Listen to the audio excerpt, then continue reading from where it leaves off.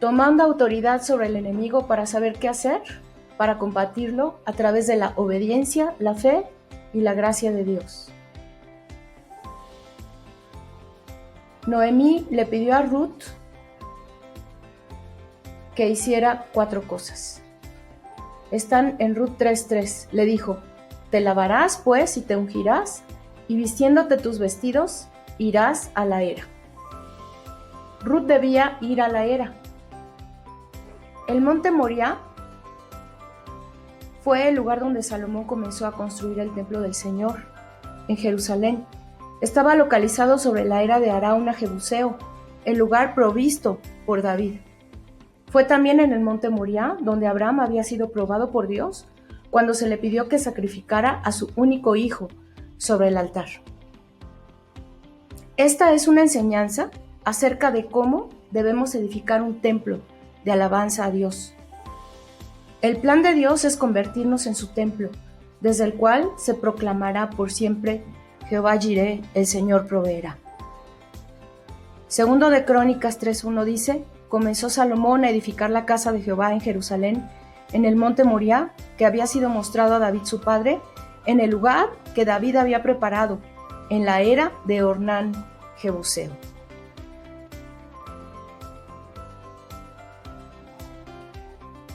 El primer principio extraído de la enseñanza del monte Moriah es el de la elección. Al llegar a la era, elegimos obedecer a Dios o desobedecerlo, ser grano o ser tamo que arrebata el viento. El segundo principio extraído de la enseñanza del monte Moriah es el del trabajo espiritual en la era. Muchas son las eras que se mencionan en el Antiguo Testamento. La era es el lugar donde se separa el trigo de la paja, o lo improductivo de lo productivo. En Mateo 3, 11 y 12 dice: su aventador, el aventador de Jesucristo, está en su mano y limpiará su era, recogerá su trigo en granero y quemará la paja en fuego que nunca se apagará. El aventador se usaba para arrojar los granos al aire después de haber sido molidos por la trilladora o golpeados con un mayal o palo. El viento separaba el grano de la paja, lo valioso de lo inservible. Necesitamos entonces separar lo valioso de lo inservible, lo productivo de lo improductivo, y también debemos separarnos del mundo. Vamos a estudiar ahora el trabajo espiritual de las eras. Son 6 eras de las cuales nos habla la palabra del Señor. La primera está en Génesis 50, 10 y 11, que es la era del perdón, la era de Atad. Atad significa zarza. Dice entonces Génesis 50, 10 y 11: y llegaron hasta la era de Atad, que está al otro lado del Jordán, y endecharon allí con grande y muy triste lamentación, y José hizo a su padre duelo por 7 días. Y viendo los moradores de la tierra, los cananeos, el llanto en la era de Atad, dijeron: llanto grande es este de los egipcios. Por eso fue llamado su nombre Abel Mizraim, que quiere decir llanto de Egipto, que está al otro lado del Jordán. Al ver que su padre había muerto, los hermanos de José, que le habían vendido como esclavo a Egipto y le habían dicho a Jacob que los animales salvajes lo habían matado, temieron que José estuviera guardando resentimiento y buscara vengarse de ellos. José lloró cuando sus hermanos le suplicaron que los perdonara por todo el daño que le habían causado. Y les dijo: no teman, ¿acaso estoy yo en lugar de Dios? Ustedes pensaron mal contra mí, mas Dios lo encaminó a bien. Las personas que todavía no hemos podido perdonar viejos agravios y heridas, las que hemos sido rechazadas, acosadas, difamadas, golpeadas e ignoradas, seguimos cargando todos los días viejos esqueletos del pasado, donde quiera que vamos, y Dios no puede ver el pecado.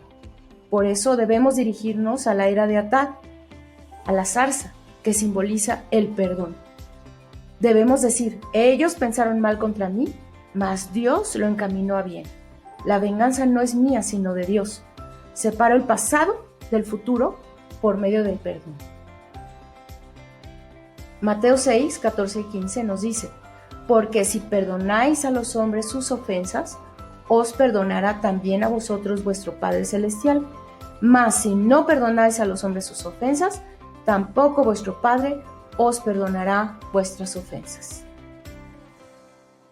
Vamos ahora a estudiar la segunda era, que está en Jueces 6:37.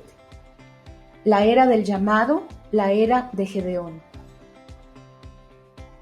Gedeón estaba sacudiendo el trigo a escondidas en el lagar, porque temía que los madianitas se llevaran su cosecha. Esto ocurrió en el tiempo de los jueces, porque Israel había desobedecido a Jehová, y Jehová los entregó en mano de Madián por 7 años. Los madianitas llegaban como langostas a la tierra para devastarla. El ángel del Señor se le apareció a Gedeón y le dijo: Jehová está contigo, varón esforzado y valiente. Ve con esta tu fuerza y salvarás a Israel de la mano de los madianitas. ¿No te envío yo? Gedeón le pidió a Dios una señal porque se sentía desamparado, pobre y apocado. Les tenía miedo a los madianitas y le tenía miedo también quedarse sin alimento. No se creía capaz de llevar a cabo tan grande tarea, ni estaba seguro de que Dios estaría con él. El padre de Gedeón era idólatra. Tenía un altar de Baal y una imagen de acera. Esto había provocado en Gedeón un espíritu apocado y temeroso. Tenía una mentalidad de víctima. Carecía de fe por lo que había vivido en su casa. Estos son los efectos que tienen los pecados de los padres sobre los hijos.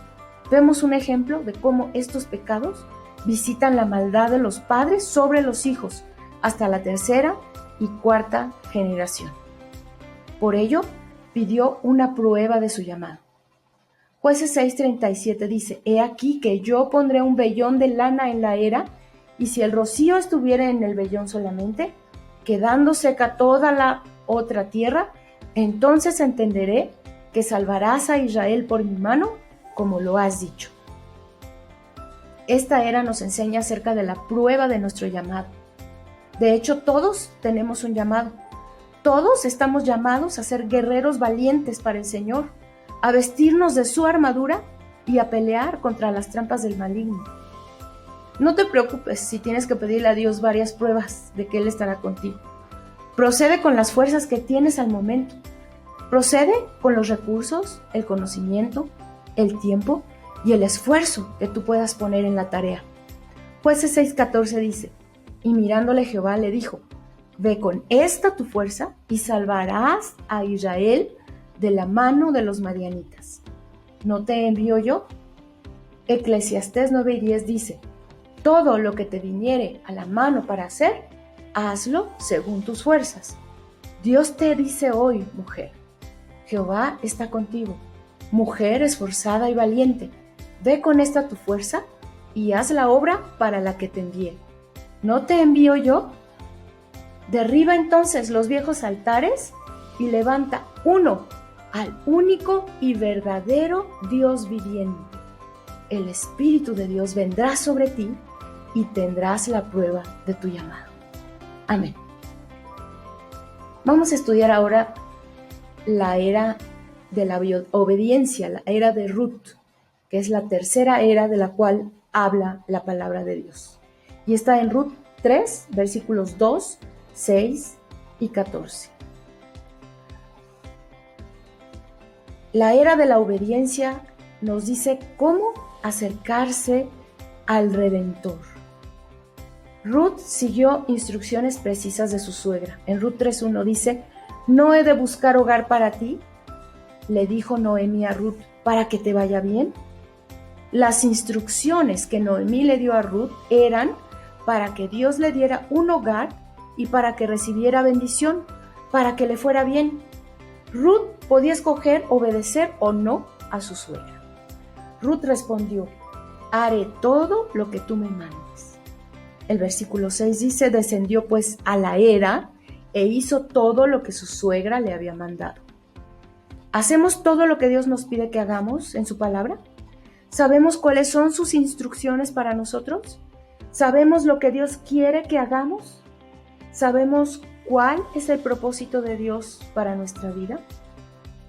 Primero de Samuel 15:22 dice: ciertamente el obedecer es mejor que los sacrificios, y el prestar atención que la grosura de los carneros. Deuteronomio 28, 1 y 2 dice: acontecerá que si oyeres atentamente la voz de Jehová tu Dios, para guardar y poner por obra todos sus mandamientos que yo te prescribo hoy, también Jehová tu Dios te exaltará sobre todas las naciones de la tierra, y vendrán sobre ti todas estas bendiciones, y te alcanzarán, si oyeres la voz de Jehová tu Dios. Por lo que padeció, Ruth aprendió a obedecer y a confiar en Dios. Ruth halló gracia delante de su pariente redentor y del pueblo de Belén. Bueno, antes de seguir con la cuarta era, vamos a anotar una cosa, que es que en la escritura hebrea hay una palabra que es et, y esta escritura está en los versículos que hablan acerca de la era, en cuanto a la era del perdón, la era de Atad, el llamado, que era la era de Gedeón, y la era de la obediencia, que es la era de Ruth. En estas tres eras, la palabra et, que quiere decir principio y fin, porque son la primera y última letra del alfabeto hebreo, es decir, Jesucristo, el alfa y la omega. Estas dos letras están insertadas en los versículos donde se menciona la era en estas tres primeras eras. Jesucristo, el principio y el fin, el alfa y la omega. Amén. Vamos ahora a hablar de la cuarta era, la era de Nahón, la era de la sumisión. Segundo de Samuel 6, del 1 al 8 dice: cuando llegaron a la era de Nahón, Usa extendió su mano al arca de Dios y la sostuvo, porque los bueyes tropezaban. El 7 dice: y el furor de Jehová se encendió contra Usa, y lo hirió allí Dios por aquella temeridad, y cayó allí muerto junto al arca de Dios. El lugar fue llamado Pérez Usa, que quiere decir quebrantamiento de Usa. En esta era aprendemos que Dios nos enseña: mi obra debe hacerse de acuerdo a mis instrucciones. Proverbios 14:12 dice: hay caminos que al hombre le parecen rectos, pero su fin es camino de muerte. Isaías 55:8 y 9 dice: porque mis pensamientos no son vuestros pensamientos, ni vuestros caminos mis caminos, dijo Jehová. Como son más altos los cielos que la tierra, así son mis caminos más altos que vuestros caminos, y mis pensamientos más que vuestros pensamientos. Dios sabe lo que nos conviene. En su mano están mis tiempos. Él sabe qué es lo mejor para mí. Por eso debemos someternos totalmente a Él. Muchos de nosotros acostumbramos decirle a Dios: oh Señor, bendice mis planes y yo te daré la gloria. Pero Él nunca llega a recibir esa gloria que le decimos que le vamos a dar. En esta era, la era de la sumisión, debemos someternos a la voluntad de Dios. La quinta era es la era de la santificación, la era de Ornán o Arauna Jebuseo. Orna significa adornar, aderezar, ataviar. Segundo de Samuel 24, versículo 1 dice: volvió a encenderse la ira de Jehová contra Israel, e incitó a David contra ellos a que dijese: ve, haz un censo de Israel y de Judá. Versículo 10. Después que David hubo censado al pueblo, le pesó en su corazón, y dijo a David a Jehová: yo he pecado gravemente por haber hecho esto. Mas ahora, oh Jehová, te ruego que quites el pecado de tu siervo, porque yo he hecho muy neciamente. 16. Cuando el ángel extendió su mano sobre Jerusalén para destruirla, Jehová se arrepintió de aquel mal y dijo al ángel que destruía al pueblo: basta ahora, detén tu mano. Y el ángel de Jehová estaba junto a la era de Arauna Jebuseo. Segundo de Samuel 24, del 18 al 25 dice: Y Gad vino a David aquel día y le dijo: Sube y levanta un altar a Jehová en la era de Arauna Jebuseo. Dios se enojó con Israel y retiró su gracia, permitiendo que Satanás tentara a David a hacer un censo de Israel y Judá. El hacer un censo en sí no es pecado. Dios le pidió a Moisés que hiciera un censo porque así lo había ordenado Dios. Eso fue muy apropiado, pero David cedió al pecado al poner toda su confianza en los resultados del censo, los cuales mostraban la cantidad de hombres y riquezas que poseían en vez de poner su confianza en Dios. Al ver a su pueblo sufrir con la plaga que había enviado Dios, en la que murieron 70,000 hombres, le dijo al Señor: He pecado grandemente por lo que hice. Te ruego que quites el pecado de tu siervo. He actuado neciamente. David había puesto su confianza en los números y en su riqueza, mas no en el poder de Dios. Y cuando el ángel extendió su mano para destruir a Jerusalén, el Señor se arrepintió de aquel mal y dijo: ¡Basta ya! ¡Detén tu mano! Y el ángel del Señor estaba en la era de Arauna Jebuseo. Arauna estaba trillando el trigo con sus 4 hijos cuando vio al ángel y sus hijos se escondieron. Luego se acercó David hasta la era. Arauna fue hasta él y se postró en tierra ante David. He venido a comprarte la era a fin de edificar un altar a Jehová para que cese la mortandad del pueblo, dijo David. David construyó un altar sobre la era para que cesara la mortandad. Arauna quiso darle a David la era, los bueyes y la leña para el holocausto, pero David no quiso. Dijo: No, insisto en pagarte su justo precio. No ofreceré holocausto al Señor que no me haya costado nada. Así que David compró la era, el holocausto y la leña por 50 siclos de plata, y construyó un altar donde sacrificó holocausto y ofrendas de paz. Entonces Dios oyó las súplicas y la plaga cesó en Israel. La era de Arauna es pues la era de la santificación.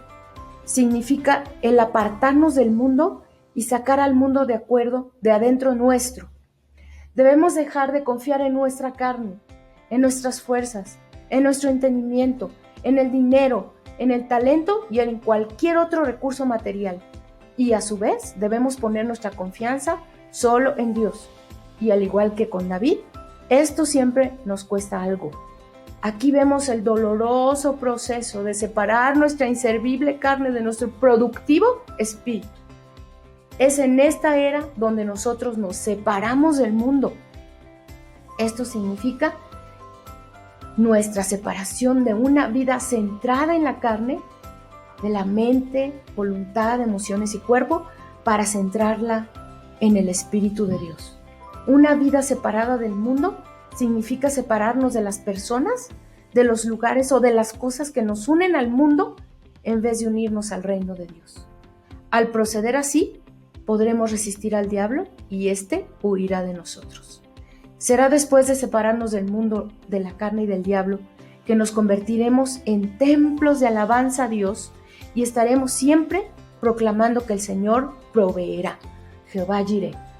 Santiago 4 del 1 al 10 dice, el versículo 4 dice: Oh almas adúlteras, ¿no sabéis que la amistad del mundo es enemistad contra Dios?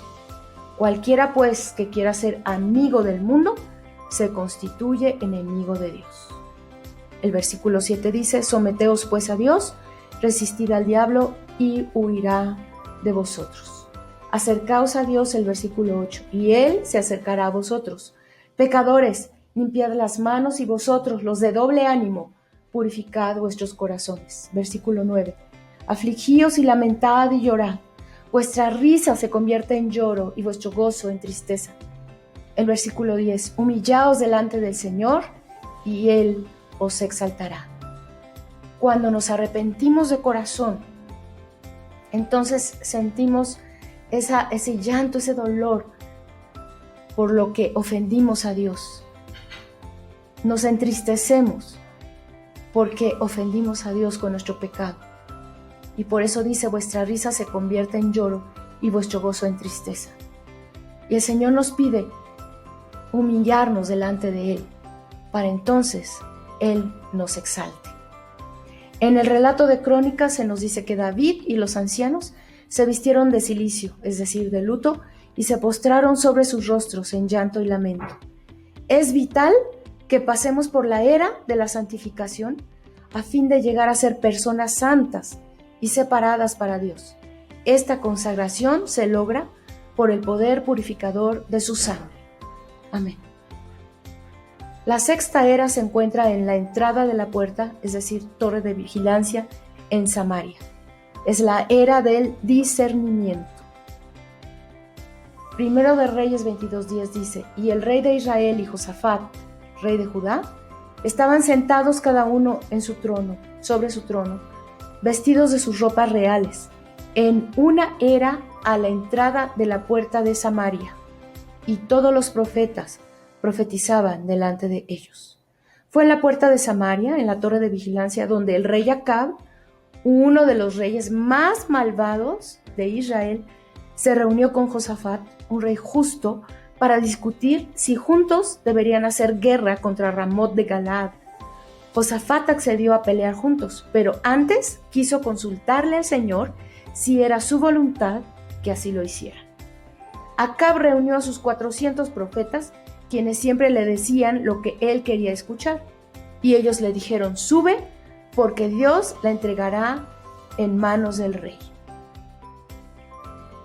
Josafat, que no quedó satisfecho, preguntó si había otro profeta a quien consultar. Acab le respondió: hay aún otro profeta llamado Micaías, hijo de Imla, pero él nunca me profetiza el bien, sino solamente el mal. Cuando vino Micaías, porque fue llamado a profetizar, dijo: vi a todo Israel esparcido por los montes como ovejas que no tienen pastor. Vuélvase cada uno a su casa en paz. Pero Acab le dijo a Josafat: ay, ya te lo había dicho, no profetizará nada bueno acerca de mí. El profeta habló y dijo: oye palabra de Dios. Yo vi al Señor sentado en su trono y a todas las huestes del cielo a su derecha y a su izquierda. Y el Señor preguntó a los espíritus: ¿quién inducirá a Acab a subir y caer en Ramot de Galaad? Y uno decía de una manera y otro decía de otra manera. Entonces salió un espíritu y se puso delante de Jehová y dijo: yo lo induciré. ¿De qué manera lo inducirás?, preguntó el Señor. Iré y seré espíritu de mentira en boca de todos los profetas. Y Dios dijo: ve y hazlo así, porque le inducirás y lo conseguirás. Acab se disfrazó y entró en batalla junto con Josafat, quien fue con sus ropas reales, y gritó para identificarse como tal. Pero como el enemigo solo quería a Acab, lo dejaron ir. Una flecha lanzada a la aventura alcanzó a Acab y éste murió ese mismo día. Dado que el rey Acab prestó sus oídos a la falsa profecía que él quería escuchar, cayó preso del espíritu de mentira y no pudo escuchar la verdadera profecía de Dios. Se dio a la idolatría, a la rebelión y a la voluntad propia. Esto le costó la vida. Debemos ir a la era del discernimiento, donde separamos la verdad de la mentira. Debemos escuchar lo que Dios nos dice y no lo que queremos escuchar. Ezequiel 44:23 dice: y enseñaron a mi pueblo a hacer diferencia entre lo santo y lo profano, y les enseñarán a discernir entre lo limpio y lo no limpio. Pidamos entonces a Dios que nos dé un corazón entendido para discernir entre lo bueno y lo malo. La salvación de Ruth a través de la fe, la obediencia y la gracia redentora de Dios. Ruth 3 y 9. Dice: te lavarás pues y te ungirás, y vistiéndote tus vestidos irás a la era, mas no te darás a conocer al varón hasta que él haya acabado de comer y de beber. Versículo 9. Entonces él dijo: ¿quién dijo vos? Le preguntó a Ruth: ¿quién eres? Y ella respondió: yo soy Ruth tu sierva. Extiende el borde de tu capa sobre tu sierva, por cuanto eres pariente cercano.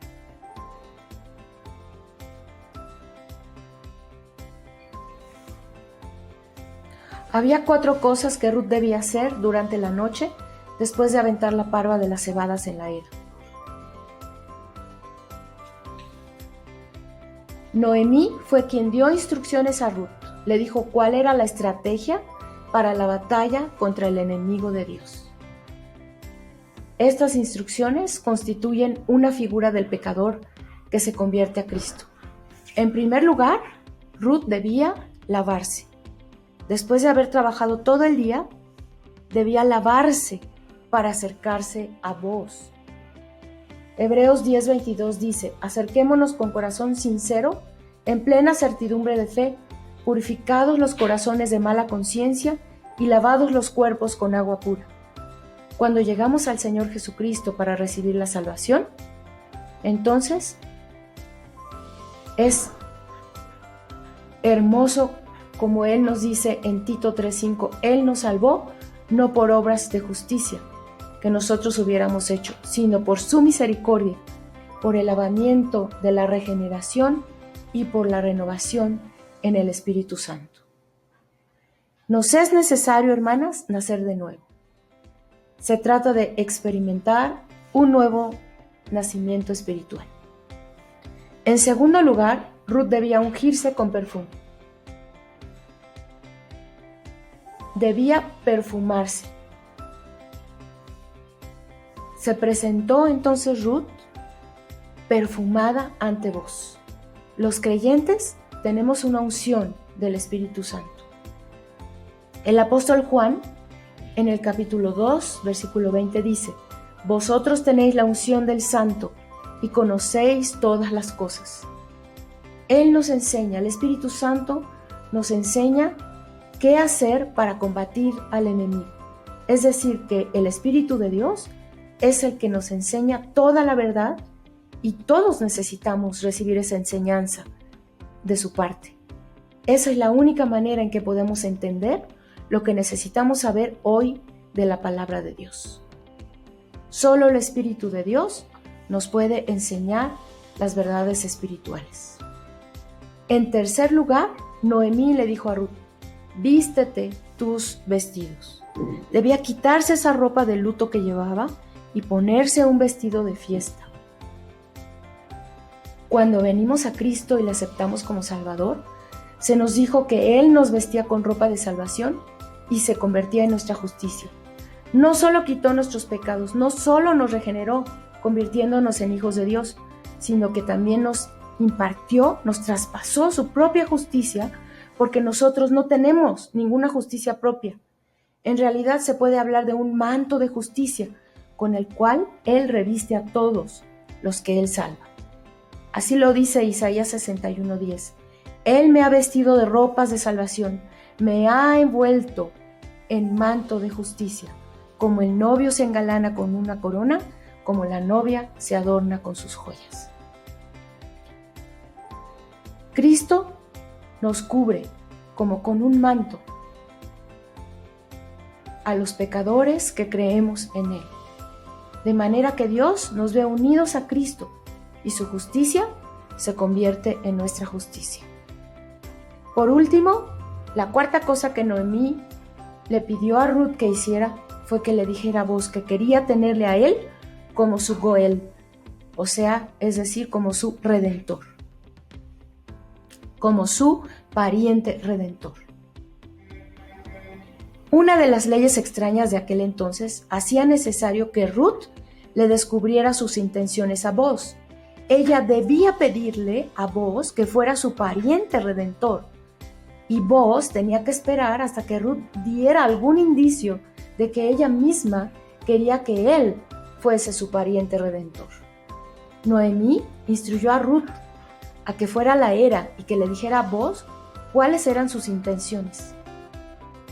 Muchas personas han asistido a las iglesias, pero nunca han recibido al Señor Jesús como su Salvador. Figurativamente hablando, nunca han ido a la era como Ruth para reclamarle como su Redentor. ¿Le has pedido alguna vez a Cristo que Él sea tu Salvador? La fe debe ser una fe activa, que hace que el pecador reclame a Jesucristo como su Redentor. Se trata de un regalo, como dice en Romanos 6:23, porque la paga del pecado es muerte, mas la dádiva de Dios es vida eterna, en Cristo Jesús, Señor nuestro. Noemí le dijo a Ruth que ella debía ir al lugar donde Booz se había acostado y acostarse a sus pies. Allí Booz debía extender el borde de su manto sobre ella para que él supiera que ella buscaba refugio y protección.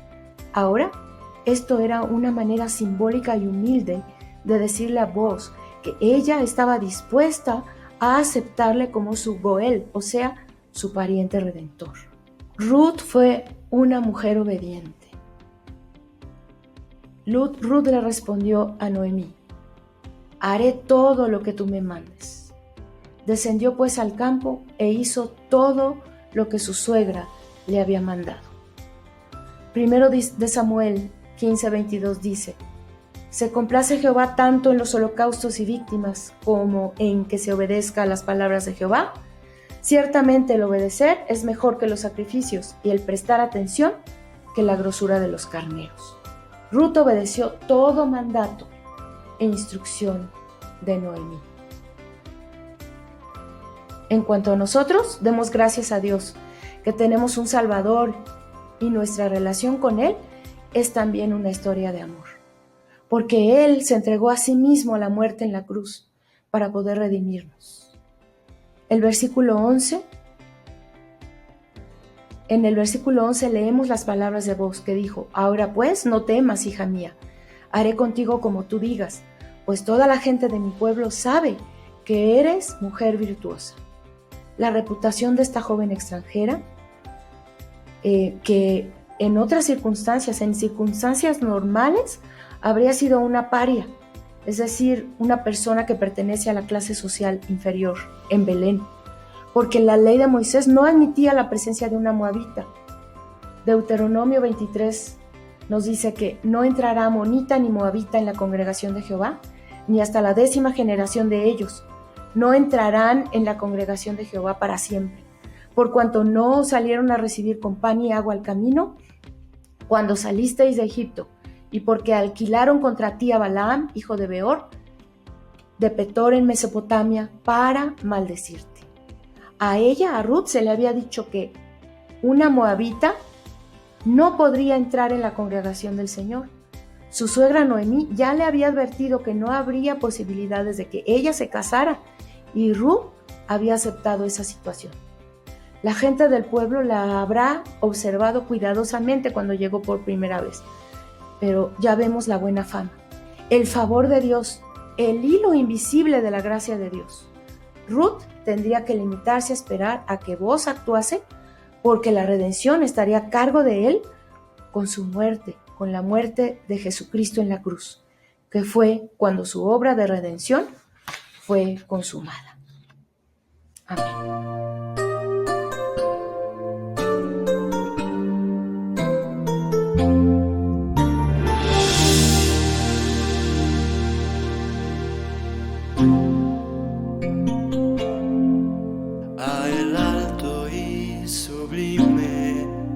Habita la eternidad y su nombre es el Santo de Israel, al que habita en las alturas y en la santidad, y con el quebrantado y humilde de espíritu, para hacer espíritu humilde y para vivificar el corazón quebrantado. Sea la gloria, honor, alabanza y poder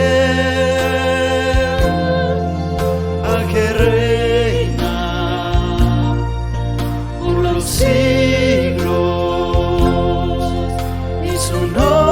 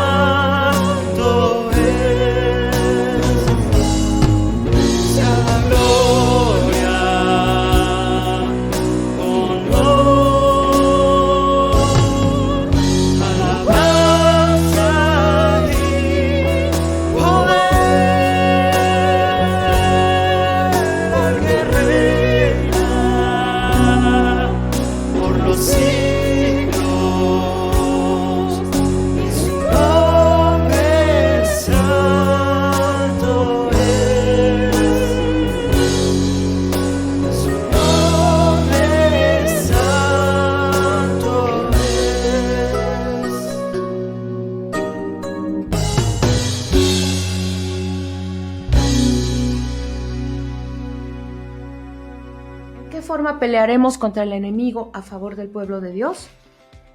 Esther fue quien dio instrucciones. Ella le dijo a Mardoqueo cuál era la estrategia para la batalla contra el enemigo de Dios.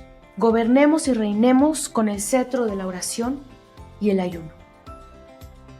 Esther 4, 16 y 17 nos dice: ve y reúne a todos los judíos que se hallan en Susa.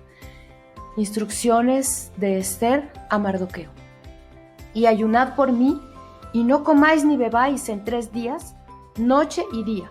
Yo también con mis doncellas ayunaré igualmente, y entonces entraré a ver al rey, aunque no sea conforme a la ley, y si perezco, que perezca. Entonces Mardoqueo fue e hizo conforme a todo lo que le mandó Esther. ¿Cuáles fueron las estrategias clave utilizadas por Esther? Esther convocó ayuno entre todas las personas que se encontraban bajo su esfera de influencia.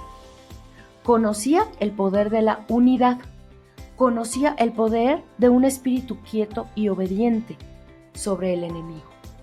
De esto nos hablan los pasajes que vemos a continuación: Salmos 46:10, 2 de Crónicas 38, Santiago 4:7 y 1 de Pedro 5:6. El ayuno provoca un rompimiento. Isaías 58:6 dice: ¿no es más bien el ayuno que yo escogí?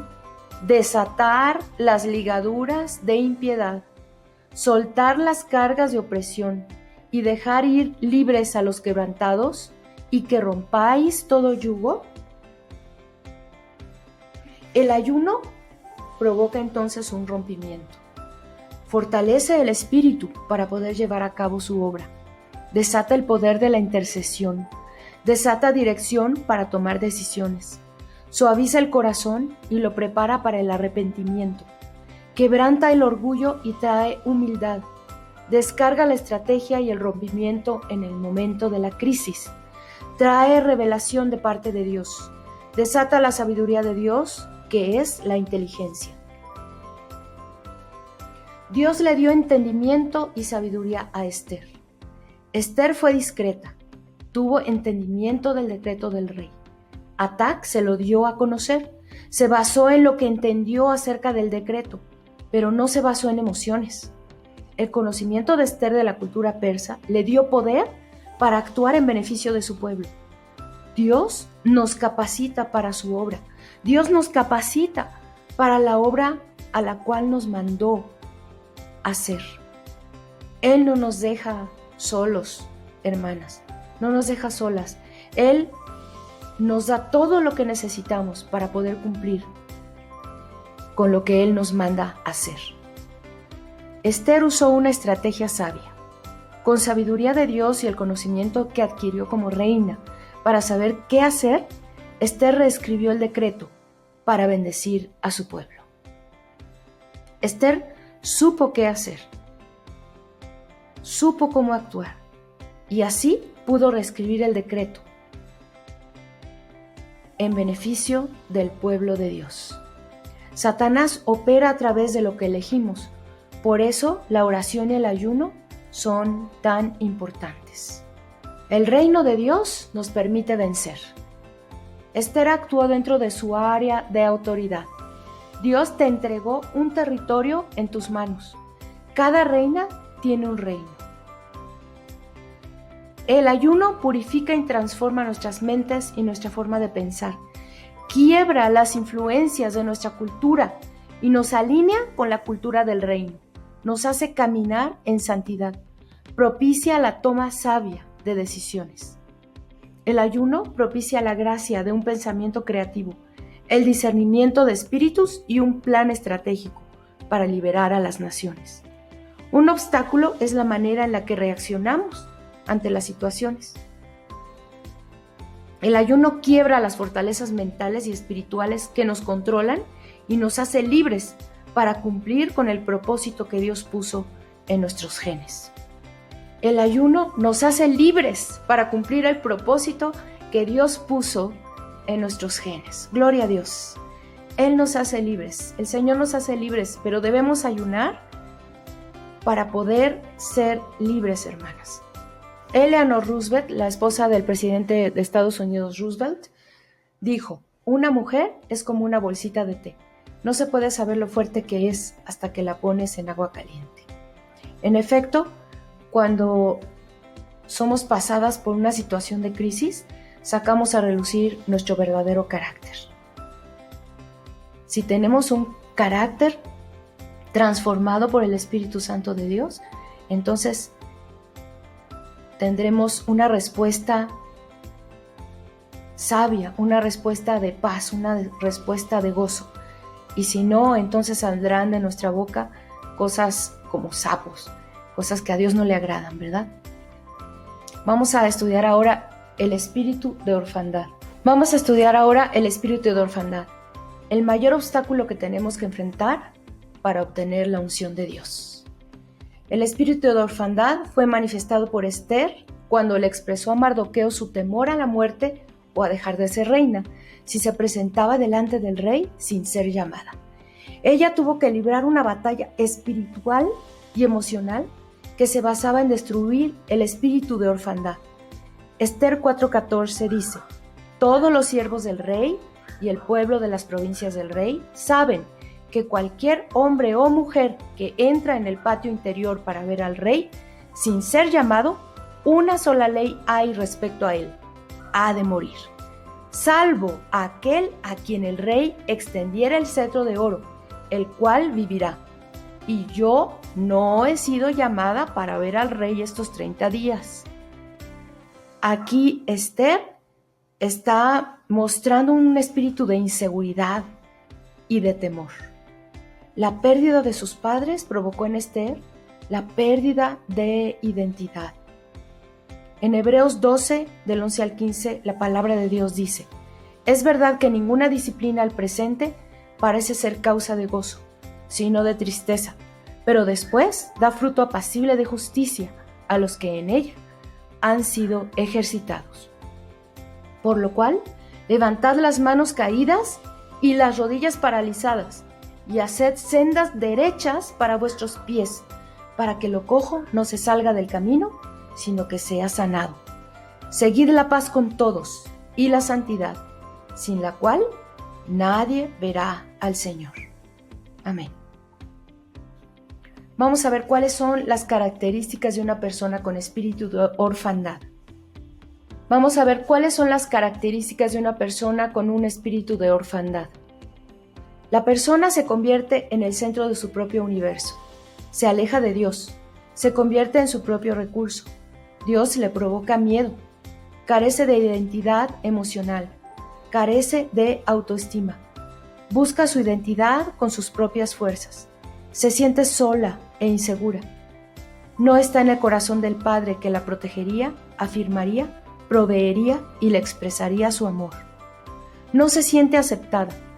Tiene un espíritu independiente y autosuficiente que la hace querer esconderse y negar el dolor que siente.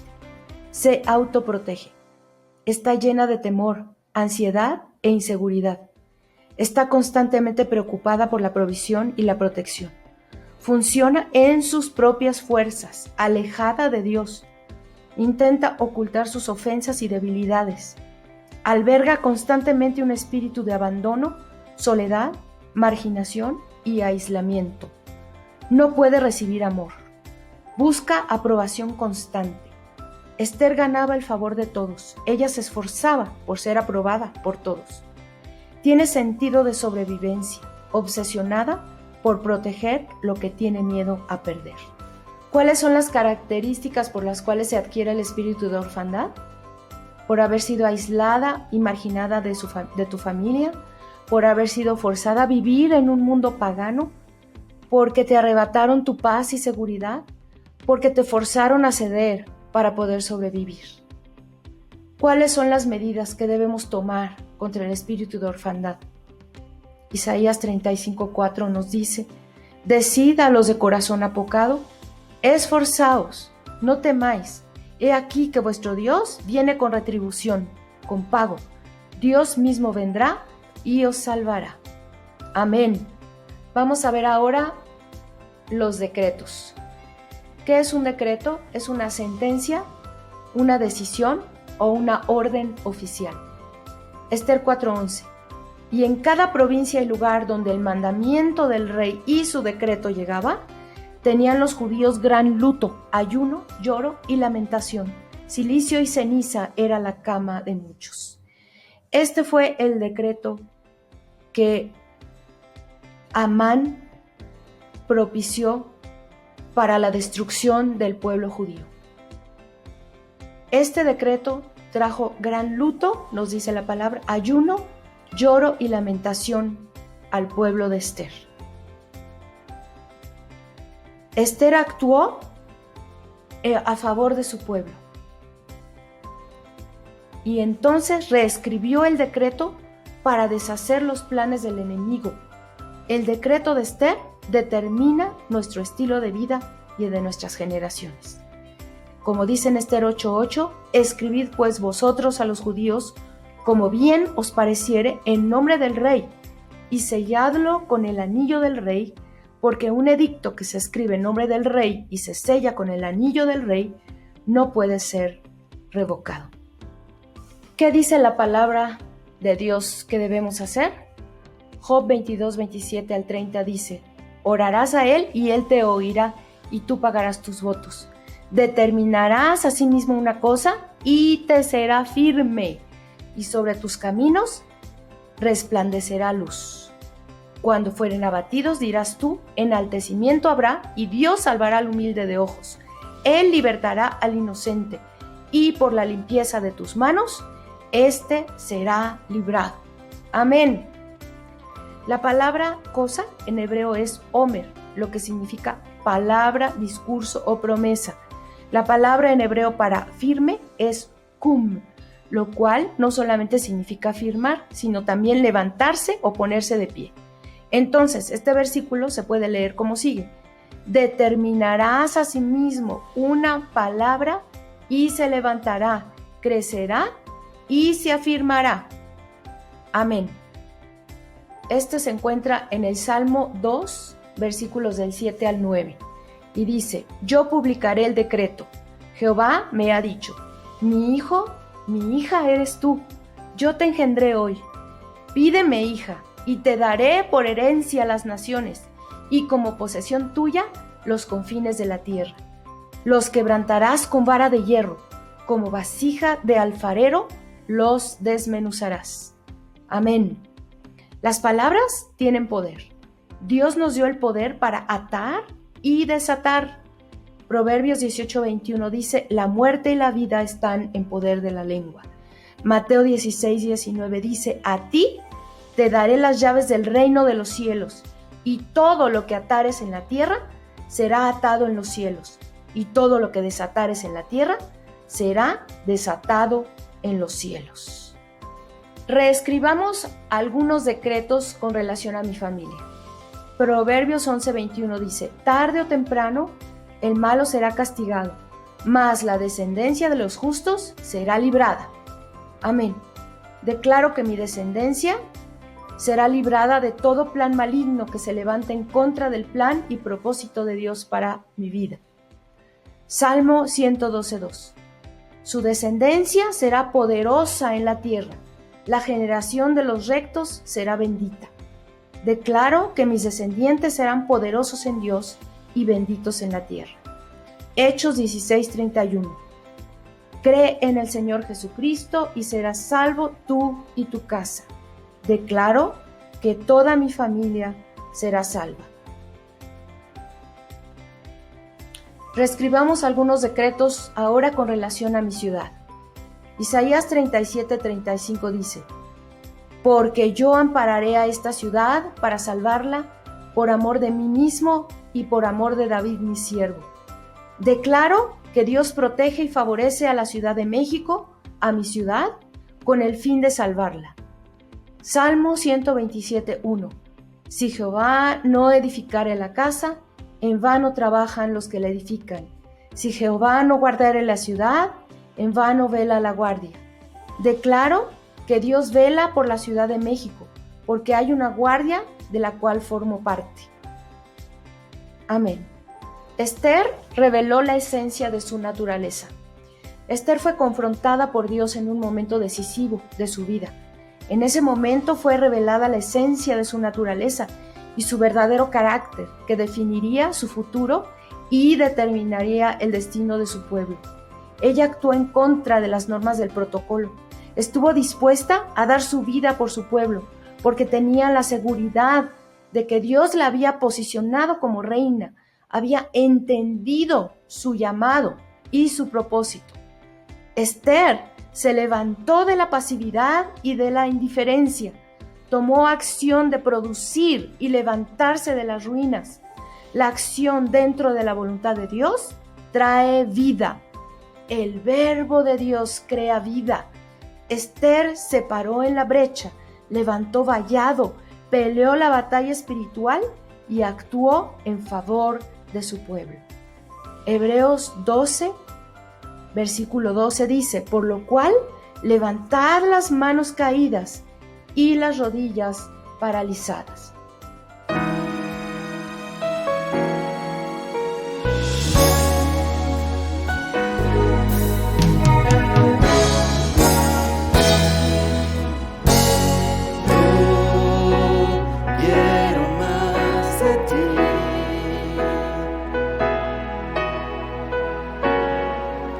Habitar en tu presencia, menguar para que crezcas tú. Cada día seré más como tú. Si yo quiero más de ti,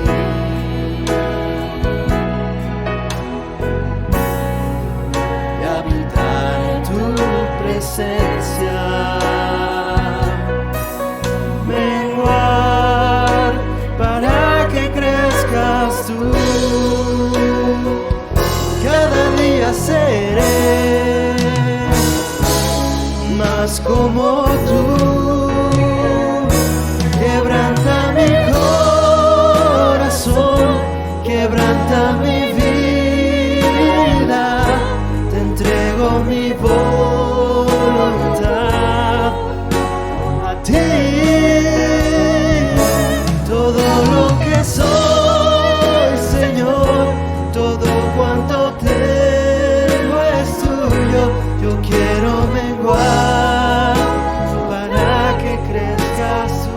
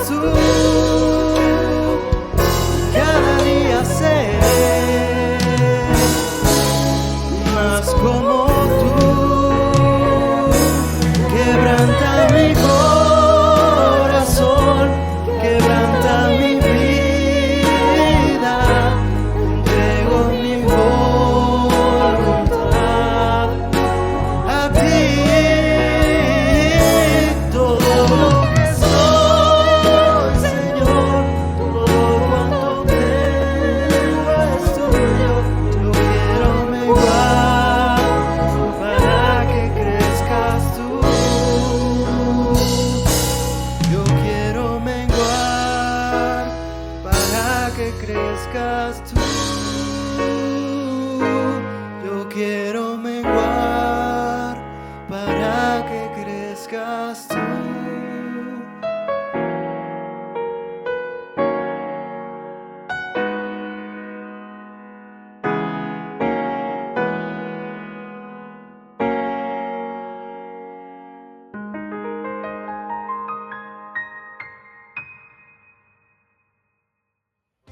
Dios te quiere usar para hacer la diferencia en tu vida, en la vida de tu familia y en la de tu nación. Dios está obrando un despertar en mí. Dios ha prometido en Lucas 10:19, he aquí os doy potestad de hollar serpientes y escorpiones, y sobre toda fuerza del enemigo, y nada os dañará. En Deuteronomio 23 dice, oye Israel, vosotros os juntáis hoy en batalla contra vuestros enemigos. No desmaye vuestro corazón, no temáis ni os azoréis, ni tampoco os desalentéis delante de ellos. Dios te quiere usar para hacer la diferencia en tu vida, en la de tu familia y en la de tu nación. El Salmo 144:1 dice, bendito sea Jehová, mi roca, quien adiestra mis manos para la batalla y mis dedos para la guerra. Deuteronomio 28:7 dice, Jehová derrotará a tus enemigos que se levanten contra ti. Por un camino saldrán contra ti y por 7 caminos huirán de delante de ti. Isaías 59:19b dice, porque vendrá el enemigo como un río, mas el Espíritu de Jehová levantará bandera contra él. Amén. Gloria a Dios. Vamos a orar, hermanas. Dios, gracias por tu enseñanza que nos habla de ir a la era para presentarnos delante de ti como obreras aprobadas. Gracias por enseñarnos que debemos elegirte para que seas nuestro Señor y Salvador y que debemos ser mujeres esforzadas y valientes que peleen la batalla espiritual contra el enemigo a través del ayuno y la oración. Te pedimos que nos ayudes a tomar decisiones basadas en tu palabra, de acuerdo a las instrucciones que allí están escritas para presentarnos delante del Rey. Buscamos que el Rey de Reyes extienda su cetro de misericordia y aprobación a nuestro favor. Levántanos de la pasividad y de la indiferencia para ser mujeres productivas, peleando la batalla espiritual y levantando vallado a través de la oración y el ayuno. En el nombre de Jesús, levanto las manos caídas y las rodillas paralizadas y declaro que en Cristo hago sendas derechas para mis pies. Sigo la paz con todos y un camino de santidad en el Señor. Declaro que tú, Dios, me usarás con poder para hacer la diferencia en el entorno en donde tú me pusiste para bendición. En el nombre de Jesús. Amén.